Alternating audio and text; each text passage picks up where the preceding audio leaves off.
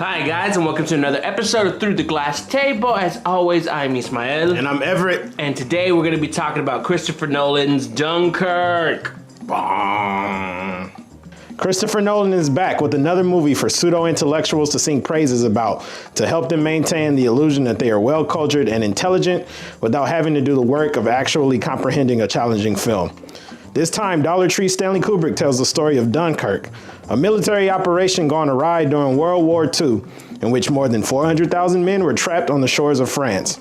People die, people talk, people don't die, and then the movie ends. If you could just take us directly into what you thought about Dunkirk. Okay, so I'm in this you know how you become disillusioned by parents kind of thing? I've been on that journey with Christopher Nolan since The Dark Knight Rises. Okay. I felt like something was wrong. And I was like, but, it's a pretty bombastic movie. It's a good movie. Then you get to Interstellar. I did not like that film. What? No, I did not like that film. And I felt something was just very, pedestrian. I was like, okay, maybe this is a misstep. This movie was everything that I did not like about that movie times 100. I feel disappointed because I really expected this to be excellent, and I hated it. I didn't expect to hate it. I expected that maybe I might not enjoy it as much, but I hated it. I didn't hate it. I was a little bored. I was a little bored, but I thought it was spectacularly done in terms of that's terrible. Visually. Yeah, spectacularly. Spectacular. I thought it was spectacularly choreographed and everything. It seemed for what it was okay, but it wasn't this typical war movie. This isn't like Saving Private Ryan, where you had to go get someone, you kind of delve into the characters. This is about the war. Yeah, the event. The event of the war. Immediately once you're in the movie, you realize you're not, maybe 15 minutes into the movie, you realize you're not going to follow one person.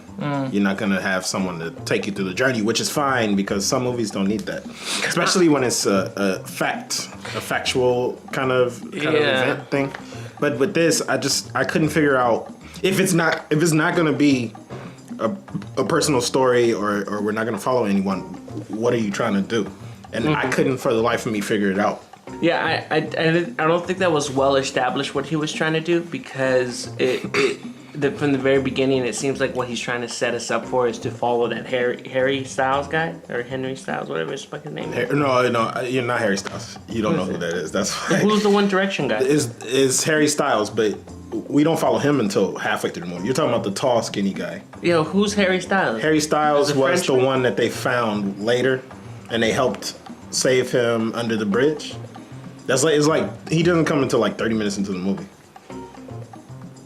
What it feels like it's he's trying to mimic what's going on with the war because he's playing with time in this film.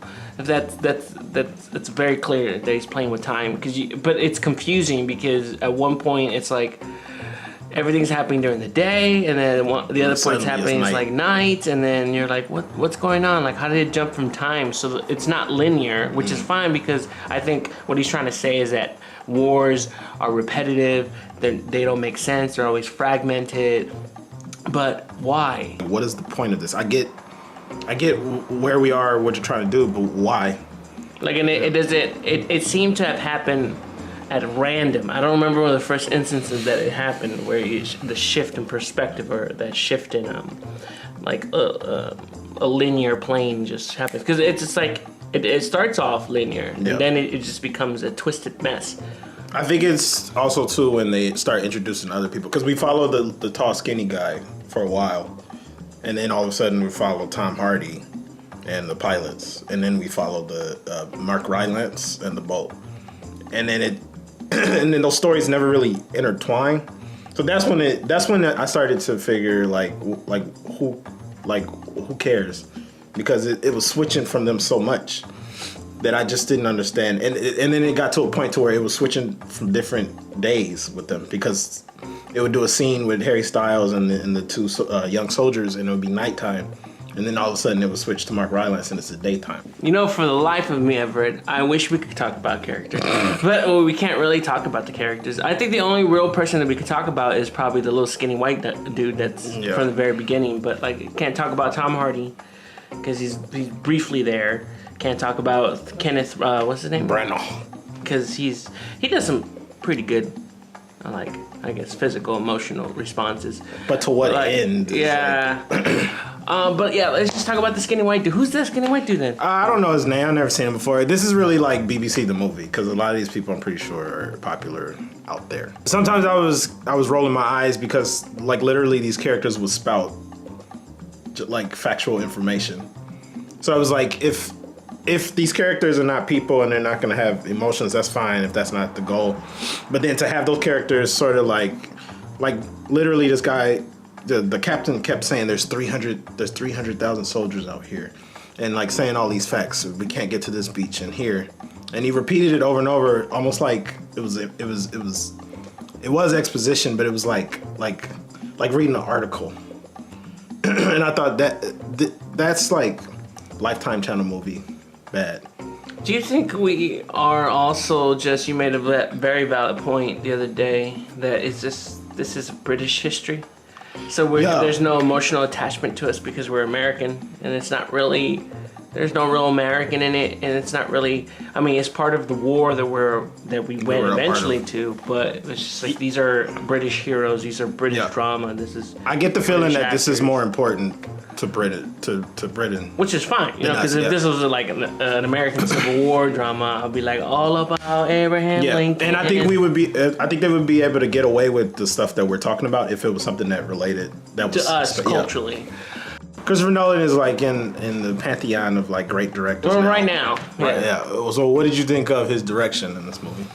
I mean, honestly, what sets him apart? What I really can't tell. Because I watch all the Dark Knight stuff and Inception, but I can't really see what his style is. What is his style? Because like Spielberg, he's known for the oneer. And then Edgar Wright's known for the quick. But what's his? I think Christopher Nolan is a lot more pedestrian than people like to let on. I think people have been drinking the Kool-Aid since what's the one with the Joker, the Dark Knight? I think people have been drinking the Kool-Aid and trying to put him up on a pedestal, but I really don't think he's like an extraordinary director. He's good, and his movies are good when the concepts are good, but I don't think he's like, he doesn't have a personality. This is a A&E reenactment TV show with just like better cameras and better sound. Like, so it was very pedestrian, and I don't see like people are like up in his ass about this movie. Like people are praising this movie, and I'm really struggling to figure out why.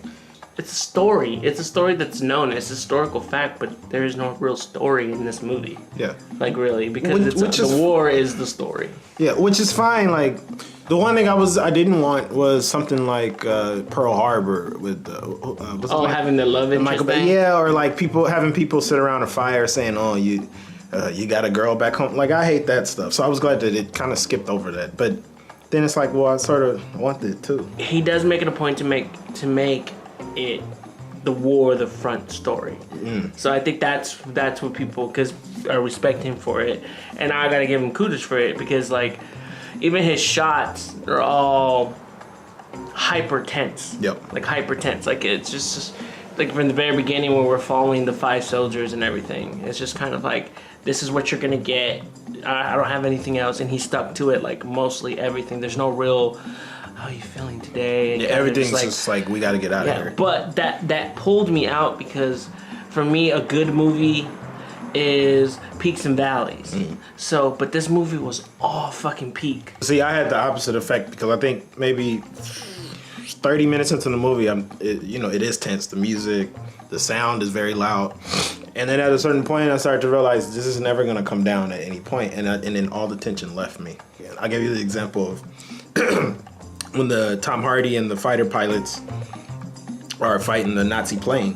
And they have the viewfinder that they use. It's a boring little shot with the viewfinder, and then he's shooting at him. And then they use that as a tense moment in the beginning. And then I'm just like, okay, well, this is gonna escalate obviously to something else. Then it happens again, same music swells, it's the same little shot. I was like, okay, maybe something else will happen. And then that was the third time.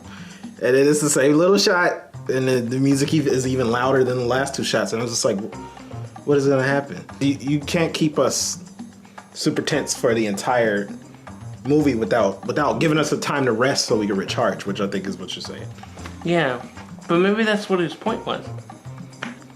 Well, If I was just thinking about it right now, because like everyone thought this fucking Dunkirk was supposed to be a disaster, the most greatest military disaster, but then again, 300,000 people survived still.